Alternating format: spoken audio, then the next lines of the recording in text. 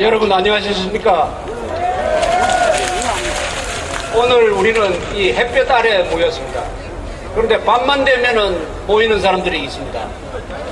밤만 되면은 그것도 복면을 해가지고 모이는 사람이 있어요. 부끄럽기 때문입니다. 우리는 떳떳하기 때문에, 당당하기 때문에 햇볕 안에 맨 얼굴을 가지고 모였습니다. 우리가 애국자입니다.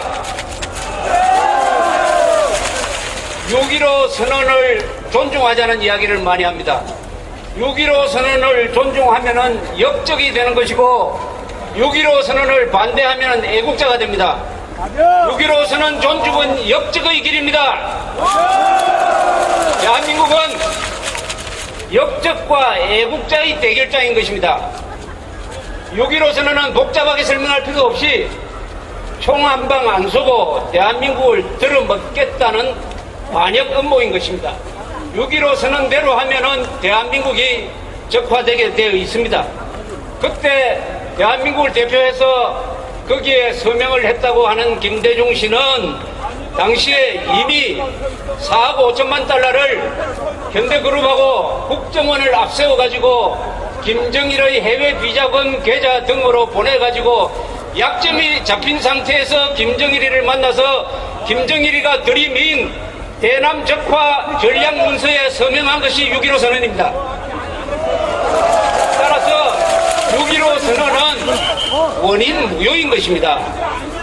동시에 연초에 이미 북한에서 그동안 남북 간의 관계에서 맺어진 모든 약속을 무효로 한다고 선언을 한 지가 6달이 지났습니다. 6.15 선언은 자동적으로 무효가 된 것인데 이것을 존중하라고 들고 나오는 세력이 누구냐? 김대중 씨, 민노당, 민노총, 민주당, 신북 좌익 세력입니다. 이사들이 원하는 것은 대한민국의 입 안으로 수면제와 청산가리를 집어넣어가지고 대한민국을 잠들게 한 다음에 대한민국을 업어가겠다는 뜻입니다. 이명박 대통령을 우리가 뽑은 가장 큰 이유는 대통령이 되자마자 6.15 선언은 우리 대한민국 헌법을 정면으로 위반한 것이므로 6.15 선언 주모자들을 사법 처리할 뿐만 아니라 6.15 선언을 폐기하라고 우리가 이명박 대통령을 뽑았지 않습니까? 그럼에도 불구하고 한나라당은 최근에 6.15 선언을 지지하고 그 6.15 선언을 국가기념일로 만들자고 하는 원일용이라는 이름을 가진 자를 당 쇄신위원장으로 만장일치로 초대했습니다. 이런 한나라당은 영혼이 없는 정당 아닙니까? 이런 한나라당이 있기 때문에, 이런 이명박 대통령이 있기 때문에 여러분들이 여기서 고생하는 것입니다. 그러나 이명박 대통령이 잘한 게 있어요. 외교도 잘하고 경제도 이만하면 잘했고 무엇보다도 잘한 것은 북한한테 뜯어먹히지 않는 것이 잘한 것입니다. 그 이명박 대통령을 더 잘하라고 박수 한번 보내주세요.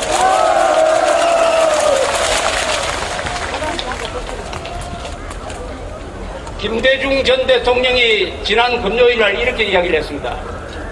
이명박 정부가 금강산 관광을 일방적으로 철수한 것은 잘못이다 라고 이야기했습니다. 이거 어떻게 생각하십니까?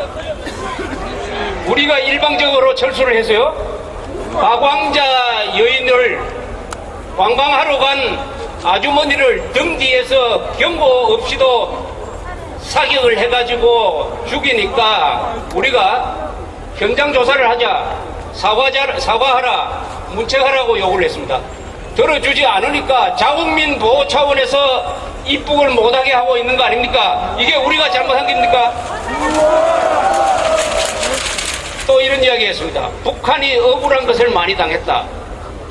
미국으로부터 북한이 억울한 것을 많이 당했다고 김대중 씨가 이야기를 했어요. 그 이야기를 듣고 제일 웃은 사람이 김정일일 것입니다.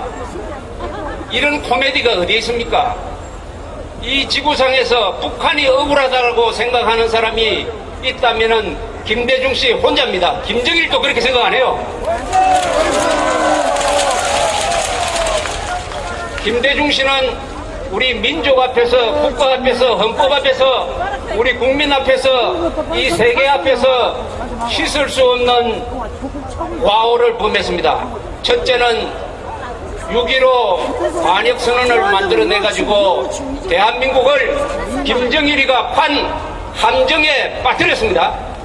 그래서 그 함정에서 나오려고 하니까 왜 나오느냐고 지금까지도 대한민국을 계속 함정으로 밀어넣고 있는 자입니다. 이 자를 어떻게 해야 됩니까? 처단하라! 두 번째, 북한이 플루토늄, 우라늄 방식으로 핵 개발을 하고 있다는 것을 알면서도 현대그룹 국정원을 시켜서, 더구나 간첩 잡는 국정원을 시켜서 김정일의 비자금 계좌로 4억 5천만 달러를 보내어가지고 북한이 미사일 개발하고 핵 개발을 하도록 도운 자입니다. 한 국민이 할 수 있는 가장 큰 범죄는 뭐냐? 주적의 핵 개발을 도우는 자입니다. 이것은 군사시설 사진 찍어가지고 보내는 간첩과는 차원을 달리합니다.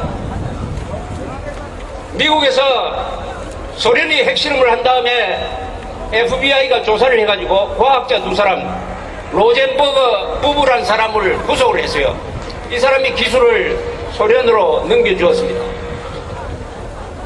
판사가 사형을 선고를 했습니다. 미국 역사상 군인이 아니고 민간인이 스파이죄로 사형 처형된 것은 이게 처음입니다. 판사가 이런 식으로 이야기를 했습니다. 이 자들은 살인범보다도 더 나쁜 사람들이다. 이 사람들이 정보를 소련으로 보냈기 때문에 소련이 1년, 2년 먼저 핵실험을 하고 그것을 믿고 한국전쟁을 일으켰다. 이렇게 이야기를 했습니다. 똑같은 농보를 김대중 씨한테 한다면은 판결이 어떻게 나오겠습니까? 놀랍게도 이명박 정부가 최근에 이렇게 이야기를 하고 있습니다. 공개적으로 김대중 씨가 북한의 핵개발 자금을 지원한 것 같다라는 이야기를 합니다. 핵실험 한 번 하는데 5, 6억 달러, 미사일 한 발 쏘는데 5억 달러, 6억 달러 쓰는데 우리가 그동안에 10년 동안에 북한에 보내준 돈과 물건을 합치면은 정부 공식 통계로는 70억 달러고 안 보이는 데서까지 보내주면 100억 달러가 돼요. 상당 부분이 핵 미사일 개발에 쓰였다고 우리 정부가 그런 이야기를 합니다. 그렇다면 정부는 뭘 해야 됩니까? 김대중 씨와 노무현 정권에서 북한의 핵 개발을 도운 자들을 조사를 하고 감사를 하고 그 다음에 고발을 해가지고 처벌받도록 해야 되는 거 아닙니까? 이것을 하지 않으면은 이명박 정부는 역사상 최악의 반역을 알고도 덮어주는 정부가 되니까 그 다음 단계는 만약 고발을 하지 않으면은 우리가 이명박 정부를 직무유기로 고발해야 됩니다. 맞습니다. 이제 10년 동안에 김대중 노무현 정권이 보내준 돈을 가지고 북한은 핵폭탄을 만들었습니다. 그 핵폭탄이 미친놈 손에 있기 때문에 이게 언제 서울에서 터질지 모릅니다. 우리는 지금 핵폭탄을 이고 살고 있습니다. 핵폭탄이 터지면은 히로시마 인구 100만 밖에 안 되는 히로시마에서 7만 명이 죽었습니다. 인구 1000만 명이 넘는 서울에서 핵폭탄이 터지면은 100만 명 죽습니다. 이렇게 우리를 불리하게 함정에 빠뜨린 자를 우리 손으로 알면서도 처단하지 못한다면은 대한민국은 해산해야 합니다. 지금 우리 국군이 특히 해군이 서해 NLL상에서 북한이 도발하지 않을까 잠도 제대로 못 자고 눈에 핏발이 선 채로 응시를 하면서 불침번을 쓰고 있습니다. 우리 경찰은 요새 보시면 아시겠지만은 길거리에서 노숙자처럼 밥 먹고 자고 하고 있습니다. 이런 국군, 이런 경찰, 눈에 핏발이 서는 군인과 경찰 등 뒤에서 지금 칼을 꼽는 자가 누굽니까?